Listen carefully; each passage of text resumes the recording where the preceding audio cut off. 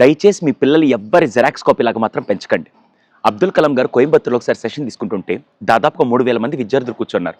ఆయన 1.5 hour పాటు powerful speech ఇచ్చిన తర్వాత స్టేజ్ దిగి కిందకి వెళ్తూ ఉంటే ఇన్స్పైర్ అయిన ఒక స్టూడెంట్ పరిగెట్టుకుంటూ వచ్చి, సార్ నాకు మీ ఆటోగ్రాఫ్ కావాలన్నారు. వెంటనే అబ్దుల్ కలాం గారు నవ్వుతూ ఆటోగ్రాఫ్ ఇచ్చారు. ఈ అబ్బాయి, సార్ భవిష్యత్తులో నేను మీలాగా అవ్వాలనుకున్నాను సార్ అన్నారు.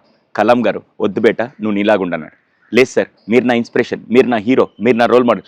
In future I want become second Abdul Kalam in this world అన్నాడు. నో బేటా, నీలాగే ఉండను. లేదు సార్, నేను మీలాగే అవుతాను సార్ అన్నాడు.